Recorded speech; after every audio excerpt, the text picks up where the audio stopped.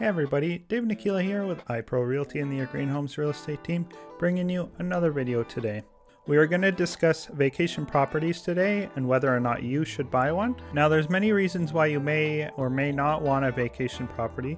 Some people want a vacation property to obviously vacation there, have something they can have family memories, pass it down through generations, and so on and so forth. And other people would like to buy a vacation property maybe to build some equity, some future value, and even possibly lease it out throughout the summers and keep a week or two for themselves. So there's many different options on what you can do in terms of buying a vacation property and figuring out what area is best for you. Now, first we'll discuss a little bit about the areas that you could probably buy in. So there's many different types of vacation properties, and it all comes down to you and what you like. Say you like beaches and you want to be Wasaga Beach, beaches up in Muskoka, have a beachfront lot. Now those are going to be a lot more money. And personally, I would recommend if you just enjoy going to the beach, you're not necessarily wanting to be right on the water, then I would recommend checking out the west coast of Ontario, places like Kincardine, Grand Bend, and so on and so forth. There's definitely many options there that can be more affordable and might suit your needs and your budget. So there's definitely a lot of stuff out there you could check out. If you're looking for something that you can enjoy in the summer and the winter, and say you enjoy downhill sports, definitely check out the Blue Mountain area. That would be my go-to. That's a place that's going to continue to climb in value over time.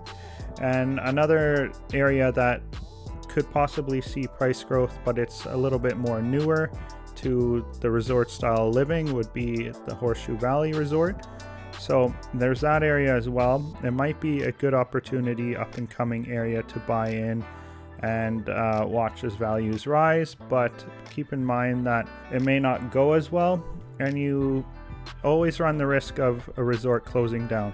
With something like Blue Mountain, the area there, the water, the hospital, and the other amenities in the area, even if Blue Mountain were to fully close down, which is very highly unlikely as it's owned by a company in the States, there's still other things around there. There's other activities, there's mountain biking, there's biking in general, there's the water, there's the marina, there is the beach. There's so much going on in the Blue Mountain area that I think value-wise and lifestyle-wise, that is probably the best option in Southern Ontario.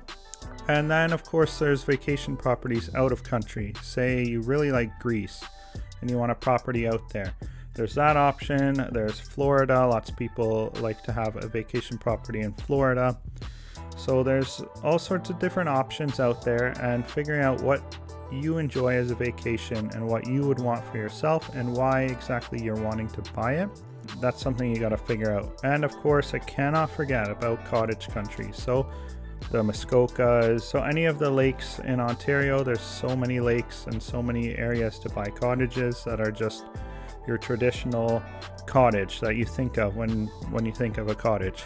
So that being said, those are types of cottages. Now, what are your intentions? Do you plan on enjoying it, keeping it in the family? It's just for family. You're not going to lease it out. You're not going to do anything like that. You're going to have to factor in the overhead costs of that. If you need a mortgage, what are your mortgage costs, your property maintenance costs, all of that. Are you going to maintain it? Are you going to be the one cutting the grass, doing the shingles, cleaning the windows, cleaning the house, buying groceries for it? Are you going to be the one to do that, or do you want to be able to say, hey, I'm going up on this weekend, make sure everything is mowed, the house is clean, and the fridge is fully stocked?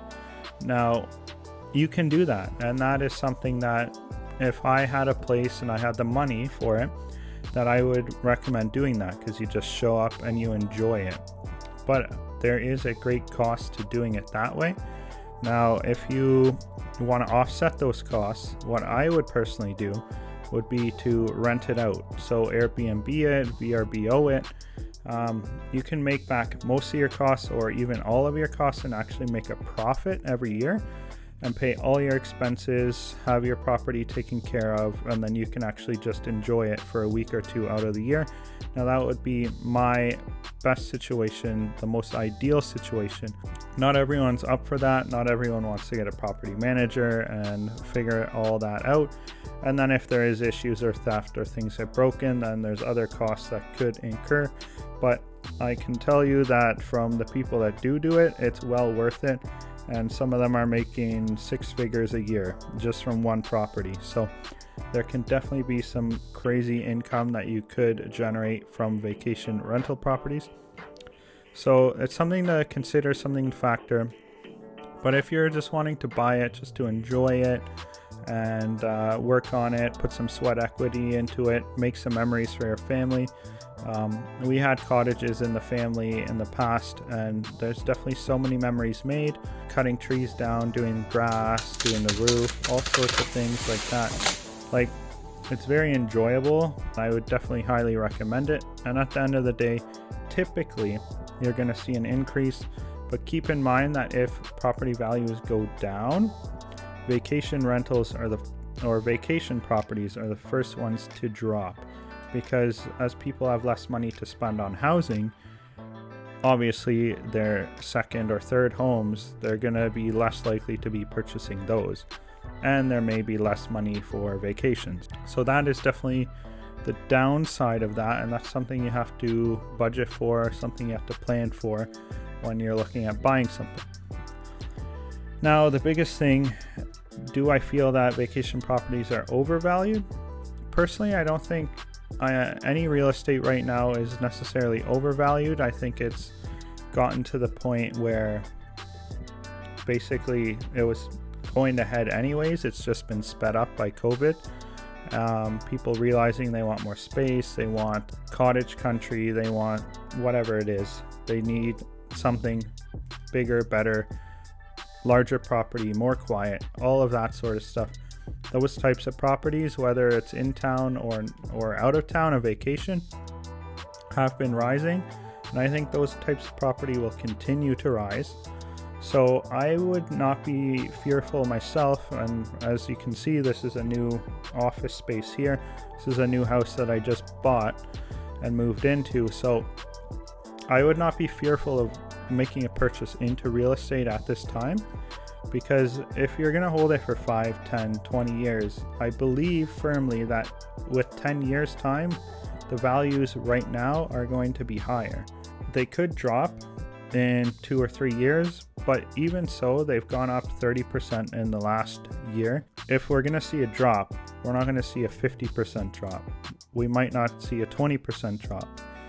Maybe we'll see a 30% drop, 15% drop, who knows. Either way, if it's going to drop that much, usually values go up 5 to 10% a year in the GTA and Southern Ontario.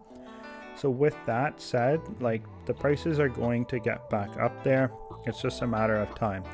And if you're going to produce any income from the property, it's not really going to make that much of a difference what the value of your house is. Like, I have a rental in Guelph. If the value got cut in half today, it'd be worth what I paid for it. But I've made revenue that whole time. So it doesn't make a difference to me whether the value is going up or down. At the end of the day, I'm still making an income from it. So the same thing with vacation properties. As long as you're making an income or you're enjoying it, what does it matter what it's worth? And same thing with the personal house you live in. As long as you're living in it, you have a roof over your head, you're enjoying it, it doesn't really matter if the value is going up or down. But obviously, if you need to sell it for whatever reason, you want it to be up. So I just say that to put the word out there that yes, it can go down, it can go up. Typically it's gone up, and personally I feel in the next 2-3 years it's still going to continue to rise.